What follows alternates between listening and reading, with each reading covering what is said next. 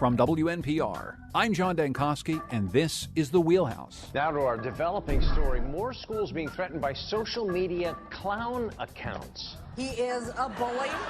Shut up. He started the birther movement. You did. He says climate change is a hoax invented by China. It's pronounced China. He hasn't released his tax returns, which means he's either not that rich, Wrong. not that charitable, Wrong. or he's never paid taxes in his life. Warmer. When Donald Trump says women should be punished, or Mexicans are rapists and criminals, I'm telling or you. John McCain's not a hero, he is showing you who he is. Senator, you whipped out that Mexican thing again. It is hard to listen to some of the week's news out of context, including some from the vice presidential debate last night. John Dankosky here in the Wheelhouse with Colin McEnroe, as always. He's the host of the Colin McEnroe Show on WNPR. Hello, Colin. You know, statements like "you whipped out that Mexican thing again" show how important context is. It really does. Hopefully we'll have a little bit of context around this today with Mark Bazniokis. He's Capitol Bureau Chief for the Connecticut Mirror. Hello, Paz. There will be no whipping out. And Christine Stewart, editor of CTNewsJunkie.com. Hello, Christine. Good morning, John. If you would like to join the conversation, 860-275-7266. Comment on our website, WNPR.org/The Wheelhouse. You can also find us on Facebook and Twitter at WNPR Wheelhouse. The really interesting thing for me about the debate was before the debate even started, the RNC had declared a winner. A tweet went out that said the consensus was clear after the dust settled. Mike Pence was the clear winner of this debate.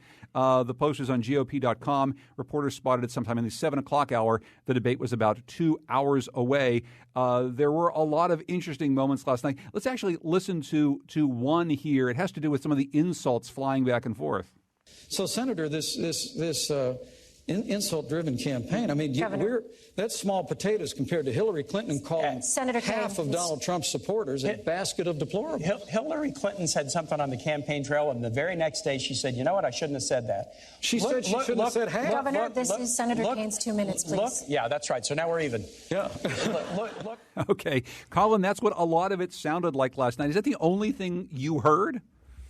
Well, it's certainly not the only thing that we heard. I mean, I think it's, first of all, important to understand that these debates tend not to be well remembered or particularly consequential. If you can remember the debate between John Edwards and Dick Cheney, I'm pretty sure there was one. There must have been one, right? I don't know. All I remember is the account that Cheney looked at Edwards and basically said, "Now, who are you? I've never seen you around." So, I mean, that's sort of I really can't remember that debate at all. I probably actually did see it. So, I mean, something has to go drastically wrong for any of these debates to matter. Now, this was an unusual debate just in the sense that, the top of the ticket candidates are the ones who are not only sucking up all the oxygen in this race, but also they're the ones who are kind of the attack dogs in this race. Frequently you have maybe a Sarah Palin or a Joe Biden or somebody like that, second on your ticket, who can say some of the more snappish things and be a little bit more edgy while you get to be the good cop at the top. Well, this is just not happening in this debate. These two guys were, at least until last night, supposedly, the scoutmasters. But they were wrestling next to the campfire last night, so there was bad scoutmaster time. I would say in general, the thing that we learned, as is so often the case, I mean, we didn't learn anything about policy because these things are never about policy. What we learned was that Mike Pence sees himself as having a long political career ahead of him that could be significantly damaged if he over-adhered to the ideas and rhetoric of Donald Trump. So, I mean, I doubt a vice presidential candidate has ever so significantly separated himself from the top of the ticket in a debate. If it's ever happened before, I've never seen it. And I think he did it to his own great credit and advantage, too. I mean, I think he came out of the debate. I hate saying who won a debate. He came out of the debate looking a little bit better than Kane. I think Kane's level of aggressiveness, was probably a turnoff to a lot of people. To his own great credit and advantage, but to the credit and advantage of Donald Trump, do you think, Paz? I mean, did the work that Mike Pence did last night to moderate the message, to not come out swinging quite in the same way Tim Kaine did, to try to deflect the criticism about Donald Trump over and over again, did it actually work at all for Donald Trump? I watched Toronto and Baltimore I don't believe it either helped or hurt him. The base is certainly going to love what Governor Pence said.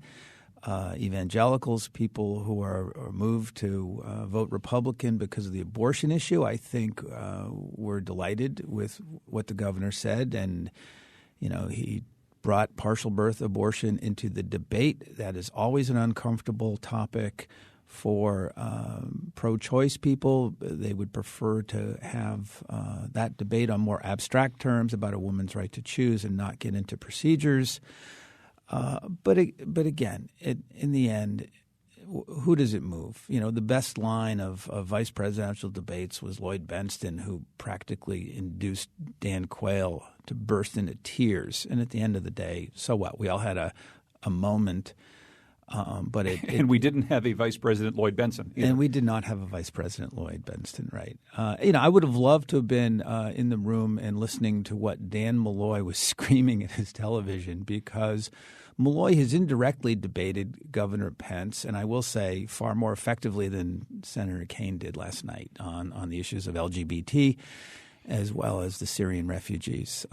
Kaine did nothing with the LGBT issue. I mean, Pence was vulnerable for having been found in the case of the LGBT community to have discriminated. I mean, he was denounced by civic and business groups, and more recently on the Syrian refugees, he was totally spanked by the Republican judges on the Seventh Circuit Court of Appeals. I will say, Christine, that maybe those of us in the news media and those of us who have moderated political debates before pay a little bit more attention to moderators than a lot of other people do. I think there were some good things and some bad things about the job that Elaine Quijano did from CBS News last night. But I think not bringing up LGBT issues, not actually forcing either candidate to talk much about their records, both in running state government and working in federal government, that seems to me to be a big weakness of this.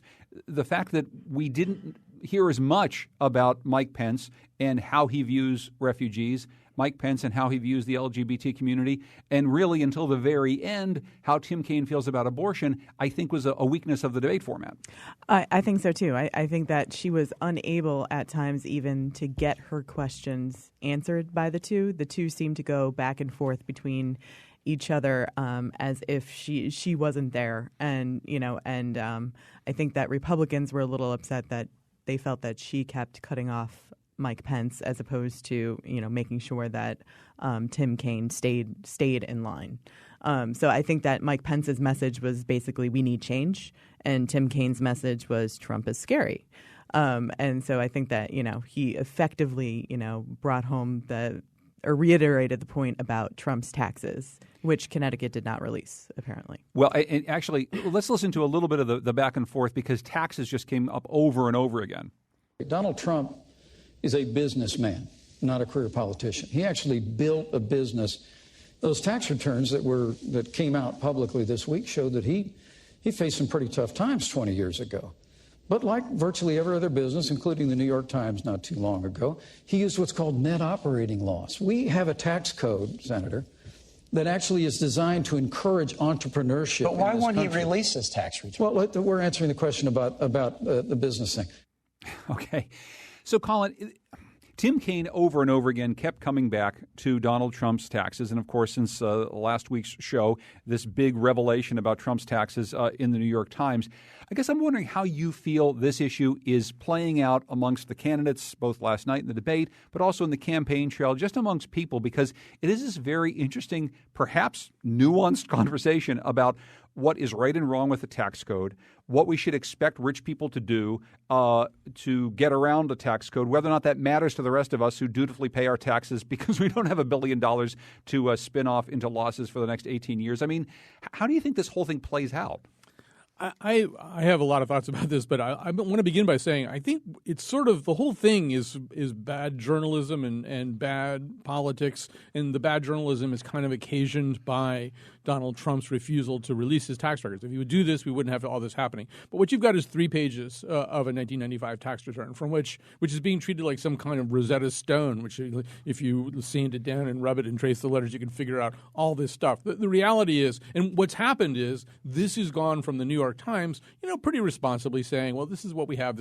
You could maybe conclude this based, but that's sort of rolled over into secondary and tertiary iterations. He didn't pay any taxes for 18 18 years. Well, we don't know that. We don't really quite understand what the net operating losses cited on that line are or what they represent. There's so many things that we don't know. And for Trump supporters to complain about that is a little bit like Eric and Lyle Menendez asking for mercy because they're orphans. I mean, the problem with this is we just don't have the actual requisite material that we should have to be able to talk about this. So, it certainly has turned into a conversation that's about Trump not paying taxes. I have no idea whether Trump pays his taxes or not. Nobody except people very close to him have any idea about that. But I also think, just very quickly, the other thing that's happening here is, the journalism fraternity feels very assailed. You go on social media and you are just told by people of every political hue and stripe that you suck. And so one of the ways that we're told about this all the time is basically this is an asymmetrical election. Trump is really horrible in a way that's unprecedented. We need unprecedented journalistic techniques. We are not marshaling those. But sometimes marshaling those means like putting three of your best people on the Alicia Machado story and trying to figure out whether she made a soft porn film or something, which doesn't really feel good if you're like Maggie Haberman or some like really well-established political journalist. One thing about this story is you can work on it and feel like a real journalist. You can try to figure out all this stuff and feel like you're an actual political journalist, which I think is not so true with some of the stories that Trump being who he is, like, how much weight Rosie O'Donnell gained or something. That doesn't really feel like something, that Glenn Thrush should be working on. Paz? Journalists, I think, have stepped up their game collectively in the last 4 weeks or so. And, when I was driving home last night on NPR, for example, there was a story that took Trump's statement that he had a fiduciary responsibility to pay as little taxes as possible, which is nonsense. That's not what fiduciary means. I mean, this is his personal taxes. This was not his obligation to shareholders or anybody else. And even if you had shareholders, there are corporations that, for a variety of reasons that are allowable, are not as aggressive to avoid taxes. I mean, they will do all kinds of things to protect their brand and to build their business. So, people are calling Trump when he makes these absolute statements, which he has done time and time again. But the question is, at this point in the game, is it a bit late? I mean, could I just build on that? So on Sunday, Rudy Giuliani, as a surrogate, made a whole bunch of appearances with Chuck Todd and with Jake Tapper, saying this whole thing that Trump could have been sued if he didn't exploit every possible loophole to pay as few taxes as possible.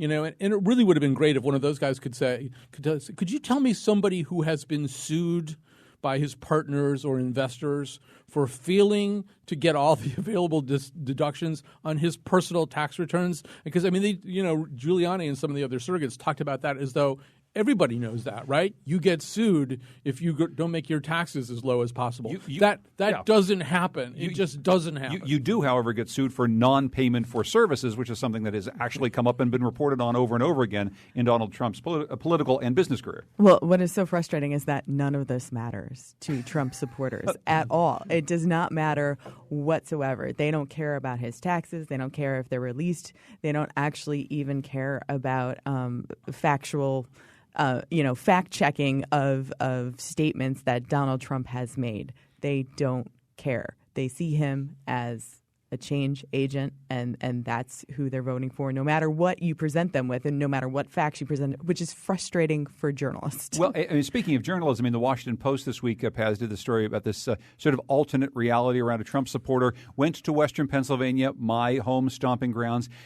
and found a character who I think it's fair to say a lot of us might not have given that much attention to after spending that much time with her. I mean, we've all done interviews with people saying, well, wow, she or he is saying some pretty remarkable things. And then we think, is that someone who we believe is sound enough of mind to build a feature story around?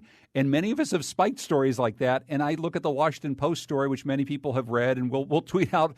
I don't know what your feeling is, Paz. I shook my head and kind of sobbed a little bit inside at that one. I had that very argument in my head when I was reading the piece. But at the end, I thought, first off, it was a riveting piece of reporting and writing. I mean, it was Sure. fascinating to get into this woman's head. And then the question is, I mean, if anybody hadn't read it, it's a woman who has basically embraced every conspiracy theory that's out there, and a few that I didn't know were out there. Michelle Obama, transgender. Who knew? If you read the right things, apparently. people say that. People are saying that, Pat. Although the evidence that this woman cited for that was a joke that Joan Rivers made. So, but they had her killed for it, too. Yes, But at the end, I thought, okay, this reflects something that's out there. The story did not overreach, I didn't think. It didn't say this represents a vast swath of America, but it did say there's this element out there of this alternate reality, and we see it in social media. We see it with the birther movement. We see it with the deniers of Sandy Hook. And some of us, we avert our eye. I mean, I try not to go too deep on the Sandy Hook stuff because I've met too many of those parents, and I find myself getting too angry. And, of course, implicit in that is I am also part of the conspiracy because it's this great conspiracy of silence. And it's easy to say it's nonsense. So I give the Post credit for taking a hard look at this stuff. The only thing I'll say is, I mean, to use Colin's earlier phrase, it's almost as though it's being used as a type of Rosetta Stone from which you can divine all of these things about all of these quote unquote crazy Trump supporters out there. And I think that's the problem with a story like this, is it encapsulates in one person so many of the issues and problems that we're facing right now that I felt like it was a little too tight up in a bow. No question. I keep saying the trick to these things is you can't overreach. It's when we all write slice of life stories, the key is, again, not to make more of it than it is, Well, two quick things about this. So George Saunders had a great line in one of his pieces for The New Yorker about sort of this issue of perception based on where your information comes from. He said, imagine that you and I are riding up towards a castle, and all of your information about castles, all of it, comes from Game of Thrones. And all of my information about castles comes from Monty Python and the Holy Grail. What are the chances that we're going to see the castle the same way, or even be able to have a conversation about the castle? And sort of that's a little bit of the mess that we're in right now, is that people are getting their information from these very, exclusive boutique sources. The other thing I would quickly say is I'm more interested, David, I think it was David Green as I was coming in today, he's got this pool of voters who watched last night's debate. And there were a couple of people there who said something I thought that was very interesting. One woman is struggling. She's like a devout Catholic, I think, and she's not really enthusiastic about Hillary Clinton, and she knows that Donald Trump is a personally immoral man. But she's looking at Mike Pence, and she was sort of saying, it was almost as though she was saying, Mike Pence is giving me permission to vote for this ticket. I really, because of my religious beliefs, I'm going to cast a vote based on my religious and moral convictions about issues like abortion. And I can see somebody who might – she said, I think the fact that Donald Trump chose Mike Pence makes me feel better about Donald Trump. That's the kind of persuadable voter that I'm a little bit more interested in than Miss Cuckoo Bird, who's Anyway. Well, let me quickly go to Andrew in West Hartford before we break. Hi, Andrew. Go ahead. You're on the Wheelhouse. Oh, hi. I've listened to your show for years and always enjoyed it. One thing that struck me this morning, though, is the lack of balance in the presenters. And the other comment is just it appears that the newscasters are inserting themselves as if they're a player or have a role in this. And I think it's time for the newscasters to take themselves out of it and just report the news. So, and I appreciate the thought very much. When you say just report the news, give me a better sense, Andrew, of what exactly you mean. What news needs to be covered that's not being covered? Well, I just think there's a lot of opinion expressed as though it's part of the reporting on the news. And I am, candidly an undecided voter.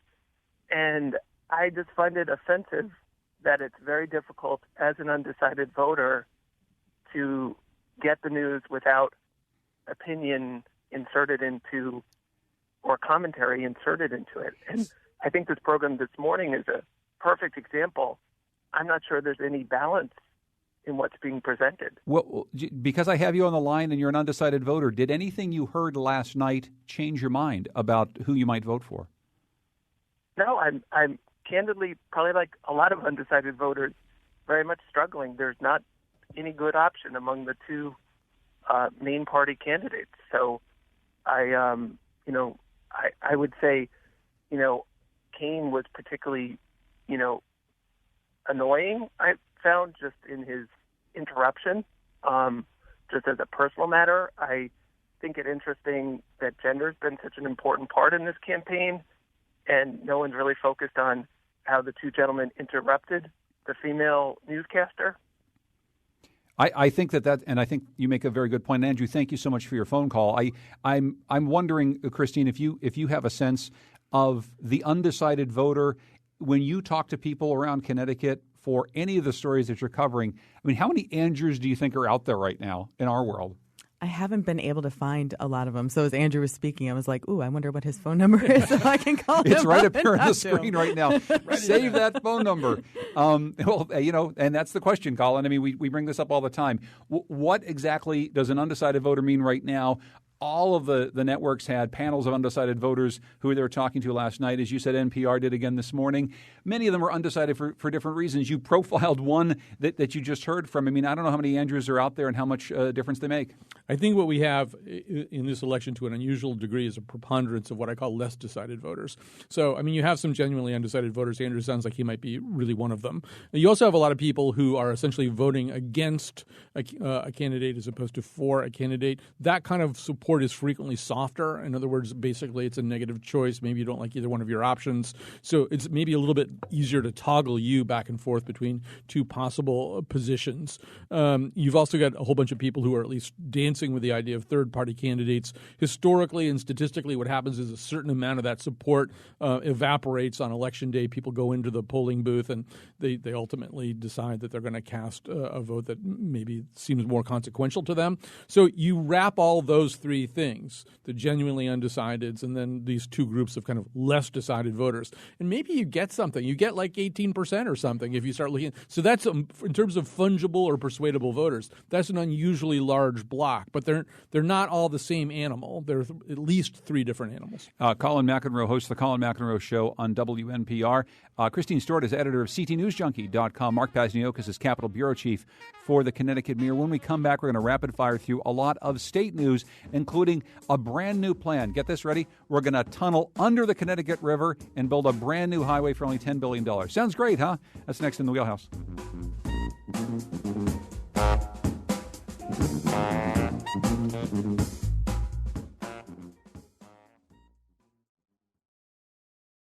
This is the Wheelhouse. I'm John Dankosky. We're joined today by Mark Pasniokis. He's the Capitol Bureau Chief for the Connecticut Mirror. Christine Stewart, who's the editor at CTNewsJunkie.com. And our own Colin McEnroe, who hosts the Colin McEnroe Show on WNPR each weekday at 1 o'clock. Hey, Colin, what's in your show today? Well, we're giving you a break from the campaign. We're actually rerunning a show that we did. It's the 150th anniversary of the Peabody. We did a wonderful show, we thought anyway, about dinosaurs there last May. We're going to put that up because tonight I'm going to be at Watkinson with Wheelhouse veteran Danny Haar, Ross Garber, one of our favorite good guy Republicans here in the state, and Vivian Martin, chairman of the journalism department at CCSU, for a forum called Honey, I Broke the Democracy, about sort of just where we are in this election and what it's going to take to repair the American civic notion. So anyway, that'll be at 7 o'clock tonight, preceded by a dinner at 6. I think you can still get tickets. Watkinson.org. It's the freshly squeezed series. Excellent. Very, very good. So that's happening tonight with Colin McEnroe. There's a new proposal by Congressman John Larson to fix Hartford's transportation problems for 2 tunnels to replace the aging viaduct. $10 billion plan. That's $10 billion would open the city back up to the Connecticut River, now cut off by the existing highways. The state's already been involved in a very long planning process to figure out the best solution to the city's problems having to do with the viaduct in I-84 and at 91. Should we take this proposal at all seriously, Mark? No. Moving on. I mean, look, we've been talking about this viaduct plan for years and years and years. John Larson kind of coming in at the not just the tail end of it. We've essentially finalized what's going to happen. There's going to be an at-grade or below-grade highway. There's not going to be a tunnel that goes through the middle of Hartford. They're going to try to do some decking over it so that they reconnect some parts of the city. He's talking about something that's much, much, much bigger. He seems unaware that the DOT studied this at some length, not something on the scale that he's talking about, but to use a tunnel to replace the viaduct. And there's a bunch of very good reasons, both financial and engineering reasons, why they're not going to do that. There is a river under a portion of the viaduct, so that would be a problem. And the expense is just enormous. I mean, they were estimating just a limited portion would be, 7-8 billion, maybe would even bump up to 10. The DOT doesn't get enough credit and for recognizing the damage that highway planners, highway builders inflicted on U.S. cities. And the plan they've come up with would undo a lot of the damage and do it in a way that takes advantage of topography, and it would be like cut and cover as opposed to a true tunnel. I mean, Congressman Larson is talking about a tunnel that would be beneath the Connecticut River and would pop up many miles away, well into East Hartford. The reaction at the DOT, I'm told by folks there, was a lot of eye rolling. The Malloy administration's reaction is, if anytime you want to show up on our doorstep with $10 billion, we'll listen. Well, and to the DOT's credit, they did hold public hearings and these design meetings where they would go over with you, what their various proposals were for this viaduct and what they planned to do or where they were leaning. And, they were out there having public hearings a lot, I would say, at least once a month for very comprehensive a few process. years. Yes. Yeah. I mean, I just heard, Colin, in that last few seconds, two different times people said to the DOT's credit. That's not something we hear. The same thing. Yeah, very few sentences start. The DOT doesn't get enough credit. Let me just say this: shame on everybody who's not really talking about how transportation is likely to work over the next 10 or 15 years. So all of these proposals are predicated on the notion that the internal combustion engine is going to continue to have its reign over us. I think even given the incredible lack of leadership, of which this is a symptom on this subject, sooner or later we are going to have a day of reckoning. The oceans are rising. The polar caps are melting. We're in a lot of trouble right now. So the notion that we need to spend $10 billion, and it's not really $10 billion, as everyone's suggesting, it's going to cost much more. If we're going to spend money like that, we're going to have to spend money that acknowledges that transportation is going to change. It has to change, and we should spend money that forces it to change. So, I mean, just to have cars race back and forth and get stuck underneath a river in a tunnel, it seems like the opposite of having any kind of real vision of the mess we're in and the future that we'd probably have anyway of self-driving cars. And what are we even talking about here? Running the same play.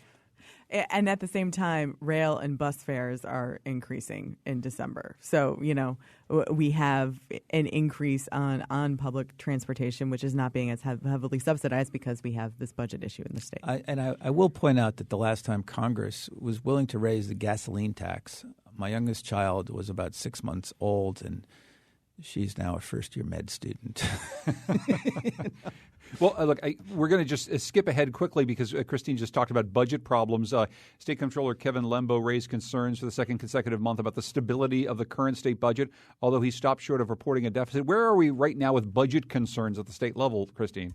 Well, apparently the 2017 budget, according to the comptrollers, essentially in balance, I think was the quote, essentially in balance. But give or take, so we're doing better than we were last year. I mean, 2 months into the budget last year, we were definitely beginning to show greater signs of revenue slowing and that there was going to be a deficit after the election. I have no doubt that there's going to be a deficit after the November election. The question is, how big is it going to be?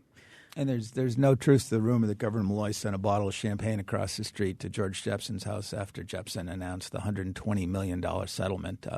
RBS, that's where they are. That when you get a settlement like that, it's significant to the budget. But they did account for that. They did account. They not said that much, but yes. I thought it was like $40 million. 40, right. Yeah, $40 million. Right, and they actually put it in the budget instead of using it as a windfall. And this one is going to be worth more than that. But that's where they are. That's how tight things are. Hey, if only we can catch a few more of these banks and doing some dirty dealing, we can really actually balance the state budget. I like this idea. This is a good way to balance the budget, guys. I don't know, Colin. The taxpayer tip line. I thought one of Mike Pence's stronger moments last night was when he was describing the fiscal state of Indiana. I don't know how accurate that description was. I haven't checked the fact-checking services yet. But, I mean, look, we're going to have an election in 2018, and presumably somebody is – well, maybe not. But somebody should be proposing a different paradigm for managing the state budget. I mean, what we have right now is a revenue structure that's inadequate to meet needs, a service delivery plan that just involves cutting state employees and cutting the delivery of services to the point where we're really getting into crises of a type that we'll probably be talking about later today. And then this kind of corporate welfare economic development program that really, sometimes you have to do it, but we seem to do it an awful lot, tends to eviscerate whatever disposable income there might have been in the budget. And I think it's fair to say this doesn't work. I would hope that people running for governor in 2018 will look at states where they, in fact, have moved out of this picture and developed a more solid way of funding state services and run on that.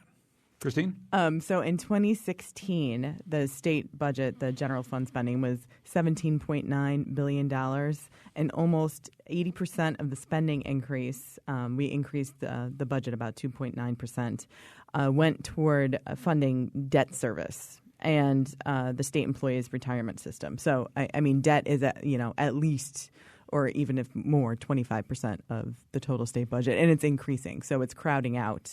It's crowding out those operating funds and our ability to serve our residents. Which is why when Capitol Reporters Pass dutifully show up at the Bond Commission hearings these days and we hear another long list of things that are going to get funded, we can all go, really, we're going to pay money for that? Because I think that much debt service is something that is clearly unsustainable. We just can't add any more to it. And the awful challenge for these folks is there's 30 years of mistakes, primarily when it comes to how they funded, or more to the point, did not fund pensions. And now that is unavoidable. And, to Christine's point, yes, that's the trend line. Unfunded liabilities and debt, the trend line is up. Right now, the state is supposed to make good on the pensions by 2032, and if you put that on a chart, it looks like Mount Everest, and then there's a cliff, and that's not going to happen. They're going to have to flatten that out, but that means borrowing money. I mean, there's no magic solution because these are people who are already retired. You can tighten pension benefits that are offered to new employees. You can negotiate that. You can get as tough as you want. But a big part of Connecticut's problem is the money that's been promised to people who are no longer in the employ of the state. Speaking of a problem that's decades in the making, a new scathing review by the child advocate of the near starvation of a baby placed with relatives in Groton reveals, quote, staggering failures and omissions on the part of the Department of Children and Families and raises doubts about DCF's decisions on child placements. Here's State Child Advocate Sarah Egan commenting on the case. This is from the Hartford Courant. The bottom line is here if folks, what happened to this child is not possible in a well-monitored and well-supported placement. In other words, if people were doing their job, this would not have happened. New calls now calling for the resignation of Joette Katz, who heads up the DCF. I find it hard not to join those calls. If you read Josh Kovner's chilling piece in today's Hartford Courant, I mean, it's really astonishing. And I had started at the Hartford Courant in 1976 when there was a DCYF. That's what it was called. It was different, same agency, different name, DCYS. There was a DCYS crisis, not unlike this one. I mean, and they just cycle over and over again. This one is particularly appalling, partly because of electronic communications. You can see the kind of reckless indifference and almost giggling that seems to be going on among state caseworkers who should be treating this as an incredible emergency. I won't go on and on about this. I will say that Kovner's piece ends on this unbelievably chilling note. This baby who's had broken bones and burns and malnutrition and environmentally triggered developmental issues is now being sent to appointments that he has alone in a taxi cab. A 2-year-old child is being placed alone in a taxi cab, unsupervised, to go places after they already know they dropped the ball on this kid in every possible way. And, like everybody who takes over this job fails at it. I get that. But I really feel as though Len Fasano's right. I think Katz has to go. I think we need to know exactly what kind of discipline these workers are getting. I don't think it's an internal matter anymore. I want to know what they call discipline. if it were up to me, these people would face charges. Well, and I think, Christine, part of the context for this is the conversation we just had about the state budget. I mean, DCF and other large state agencies cost the state an awful lot of money. That is a state agency that for as long as I've been covering news and politics in Connecticut has been under investigation or under federal oversight. It continually displays the same problems over and over again, and we are paying for service that gets to the results just of the type that Colin just talked about. Yeah, so we're going to continue to be under federal oversight, but some of the standards that they're looking at, I guess some have been met so that they are pre-certified. I guess it's complicated, but so they have made progress in renegotiating the settlement in 2011 and then meeting some of these standards. But at the same time, you come up with cases. Like this baby in Groton, and that one case is also emblematic of all these other cases because the Department of Children and Families they're granting waivers to foster families who are relatives but may have a criminal history or drug convictions in their past. And so the child advocate is actually investigating some of these waivers, and some of them, granted, they were okay, and the placement should have been made, and the child should have been kept with the family. But some of them, these are children who are under 4 years old and being placed into households where they shouldn't, despite the nature of the relationship. The week Joette Katz was appointed, there's a lawyer who's been a not the child advocate, but has been a child advocate for many, many years, said something that was absolutely chilling to me. It said, the test for the governor will be what he will do when a child dies, and a child will die in DCF care. And her point was too many governors had flinched at that moment. And during the Rell administration, when there was an effort to remove fewer children, there was a baby who died. And they completely went the other way and made Connecticut one of the states that was pulling more children away from families than I think any other state. So Malloy is committed to this idea of using kinship care. And Joette Katz said the other day that they've pretty much maxed out where they are. So the question is, to what extent do you remove her? Is she the problem? Or to what extent is it you got to keep rooting out people who are not doing the job? I don't know the answer to that, but I do know that Governor Malloy has signaled very strongly his backing of Joette Katz. The day before they would have got the draft of the report that came out yesterday, he had an event with Joette Katz to celebrate this very program. And at the time, he knew of this incident. And in fact, I asked him about this incident. Others asked him about this incident. And they made a great point of saying how Joette Katz is, her tenure has been longer than any other DCF commissioner in the country probably at this point because they get fired a lot. They do get fired a lot. But, what we have here, I think everything that both Paz and Christine have said is absolutely true. Although here what we do have, we have evidence of what part of the problem was. The question Paz asked, is the policy wrong or are the people executing the policy wrong? Or both. Both is a very strong possibility too. But we do have evidence here that they dropped the ball. All right, the people who are supposed to be doing their jobs, maybe they're stressed, maybe they're overloaded. I'm sure they have bigger caseloads than they should. But this notion that, well, I'm lazy, that's why I'm not opening up the file. There's another point where one of the caseworkers says, I couldn't understand some of the things that the woman who's actually caring for the child with whom the child was placed I could only understand two words she said, and I think the answer back is like LMAO or something. OMG. OMG. I laughed out loud. Yeah, I laughed out loud. This is not funny stuff, and I know there's some gallows humor when you're on the firing line of a really bad situation. But when you look at the outcome here, there's just no excuse at all. And really, these people have to be held up to public scrutiny even more than they have been. And I think Katz really does have to take the fall for this. I don't care whether Dan Malloy thinks she's doing a great job. And I also think federal oversight is going to have to be extended further. They were thinking maybe they'd get out from under the umbrella. I don't see how they do that. When Malloy talked about that milestone of of the difference in federal oversight. Really, all they did was say, okay, these are the 12 things you're doing well. Let's focus on the stuff you've got left. And, oh, by the way, part of that deal is they can't cut DCF funding anymore. Well, and Colin makes a good point about discipline. You know, what happened to the 3 employees who were disciplined? What was that internal discipline? You know, maybe Katz is doing her job by disciplining these people, but obviously there needs to be more training of the staff.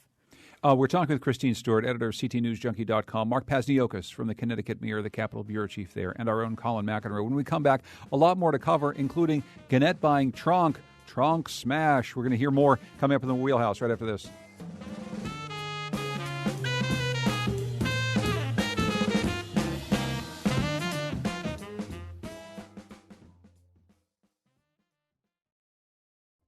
This is The Wheelhouse. I'm John Dankosky. We're talking with Mark Pasniokis, Capitol Bureau Chief for the Connecticut Mirror, Christine Stewart, editor of CTNewsJunkie.com, and our own Colin McEnroe, who's got an event coming up tonight at Watkinson School. We'll tell you a little bit more about in just a moment. We hear this week the 2 insurance companies, Anthem and Connecticut, have both eliminated broker commissions from their proposed rate increases for the health exchange. Christine, why do we care about this? Why do we care about broker commission fees? Because brokers under Connecticut law are the only independent person who's able to give you advice about what your plan is and, you know, what the best plan is for you. And if anybody's actually read the benefits in their plan, your eyes would gloss over. And there is an opportunity here for people to make some really bad decisions and end up having to pay a lot of money. It's part of the problem that brokers weren't supposed to necessarily have to be part of this new easy-to-use exchange, but it's actually the way it's turned out. No, I think brokers were always kind of thought of as part of this, but there was a trend of insurance companies nationally just cutting out the broker fees. And, you know, the state of Connecticut and the exchange could have said, hey, we're going to make you pay these broker fees. This has to be part of the deal. We have to have brokers be a part of this, but they didn't do that. Yale Medicine and Anthem, meanwhile, face a deadline of October 7th to reach an agreement to keep their doctors within the insurers network. Yale Medicine represents about 1,400 clinical faculty from the Yale School of Medicine. Here's Senate President Pro Tem Martin Looney, who thinks lawmakers should intervene to prevent potential disruptions for patients. I am prepared to offer legislation to mandate binding arbitration in these cases rather than leave the public in jeopardy of having a loss of coverage if there's an impasse between an insurer and the provider group. So here's a dispute, Paz, that actually could affect an awful lot of people in their health insurance and their health care. Yeah, and we've seen this before. This game of chicken that goes on about the time to renew. It's unnerving if you're in one of these plans. But we saw it in Hartford in 2014. There were some hospitals that suddenly became out of network for a few days. I think for Children's Medical Center, they were out of that network for a couple months before they finally reached term. So it's maddening if that's where your coverage is. I want to move on quickly to a story that we've been following for quite some time. It seems as though this week maybe Gannett, the owner of USA Today, is in talks to buy Tronc. That's Tronc. They're the parent company of the Hartford Courant and several other newspapers. What do you think this means, Colin? Are we actually going to see this sale that's been rumored for some time? I have no idea. I mean, I'm way out of my depth talking about whether giant corporations are going to buy one another. I mean, the one thing that I could sort of say that I do know anything about is that, newspapers and newspaper brands, obviously they've taken huge hits. They've contracted their workforces. It's still actually kind of a viable way to operate if you do it the right way.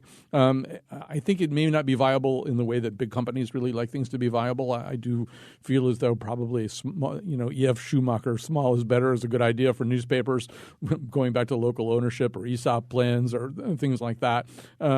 Tronc has not been a good steward, I would say, of the Hartford Courant. And who knows whether a new owner would be any better. Well, I mean, in the news business, we used to keep saying, well, it can't get any worse. And, of course, we were consistently proven wrong. And, people want to complain about a diminished Hartford Courant. And there's no question that, the news staff at one point, I think, approached 400, and there's somewhere around 100 now. But it can get worse.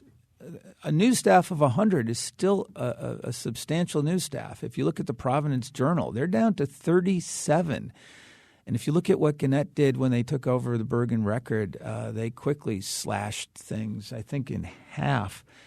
So, it looks like this is inevitable. I mean, Gannett is offering a hell of a premium on Trunk's price.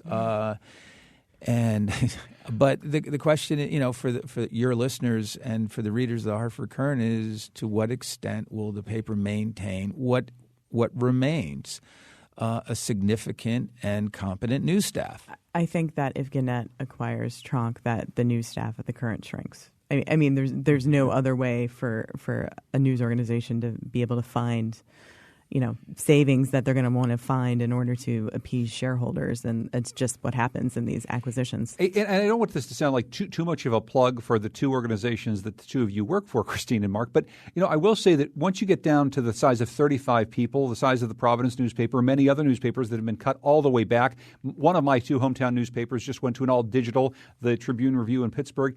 I mean, look, 35 people, Christine, isn't so much bigger than the CT News Junkie or the Connecticut Mirror that there's a big difference. Only newspapers are so much more expensive to run than something like what you run. Yeah, I mean, we don't have the print overhead. I mean, we don't have the cost of of printing a newspaper every day and then circulating it. So we've cut that out. But we are niche organizations. It's a damn important niche. I mean, we're holding office holders accountable, and we're covering important public policy, and we're filling some gaps that have been left by the shrinking news business. But, people still rely on the Hartford Courant for a lot of news in Connecticut, and we play off of that. I mean, our public policy coverage, sometimes it's what is happening that they find out in the hinterlands or wherever. Well, and what you can't do online is you can't open a newspaper and, expect to read a news story and then go to the sports section or go to the comic section and, stumble across something that you wouldn't, necessarily be going there for. I mean, one thing that we know is, everything they're saying is absolutely true, that big companies, for the most part, don't buy newspapers so that they can expand them. I mean, the exceptions have been maybe the sort of Jeff Bezos model where you have somebody who really has made an awful lot of money doing something else and is now doing this as a status project. He's not the only person to do it. Of course, then you get your Sheldon Adelsons out of that same pool. So that gets a little bit scary. And like locally, we have the New London Day, which has a very different ownership model as well. I like newspapers for all the reasons they're suggesting. They actually are the opposite of the silo effect. Ideally, you wind up reading them and almost kind of randomly knowing a lot more things than when you're done. And if there's a rich guy out there who needs net operating losses and you want to offset profits elsewhere, hearing so much about net operating losses. I think this could work for me before the laws change quickly. If there aren't newspapers, Colin, who's going to cover all the stories about clowns that are in the news this week? I haven't been following this until, frankly, yesterday. And then all of a sudden, I know this is something you were watching from when it was down in North Carolina. What's happening with clowns? Well, this is an example of how broken our consciousness is. That we have people out at UConn taking up arms against the clown invasion. I don't know if you want to read something that's actually sensible about this. There's a piece up on Slate.com right now about how these clown things actually move in cycles. You get one or two of them, and then you got a couple of idiots who think, well, let's scare the heck out of our neighbors or something. Let's dress up as clowns and stand at the edge of the woods. And it's an example of just how fried our circuits are. We are damaged units right now to the extent that we are participating, all of us, in this kind of somewhat amusing insanity. According to the UConn Daily Campus, there were hundreds, if not 1,000 or more people who had turned out near a cemetery on the northern edge of campus because they wanted to defend the campus against reports of creepy clowns. And the headline of the Daily Campus, was allegations of clown sightings unconfirmed by UConn police. Archaeologists sifting through the rubble of our civilization will say, this is when they started doing the clown thing. That was the beginning. All right. We're almost out of time, and so I want to quickly just ask Colin once again to let us know about how you're going to fix the democracy tonight, Colin. Yeah, we got the best minds available. And Dan Haar, obviously one of the best minds available. Vivian Martin and Ross Garble will be joining me tonight at Watkinson School, and you can join us too. Watkinson.org. Check out Freshly Squeezed. It's Colin McEnroe. He's the host of the Colin McEnroe Show on WNPR. Thank you so much, Colin. Thank you, Thank you also to Mark Pazniokis. He's the Capitol Bureau Chief for the ever-expanding Connecticut Mirror. Thank you so much, Paz. Thank you for having me. And Christine Stewart, the editor of the gargantuan behemoth news organization, CTNewsJunkie.com. Thank you so much, Christine. Thanks, John. Thanks to the cameras of CTN, the Connecticut Network. Our program is produced by Katie Tolarski, our executive producer. Heather Brandon is our digital editor. The technical producer is Kyone Wolf. I'm John Dankosky. Thanks so much for joining us.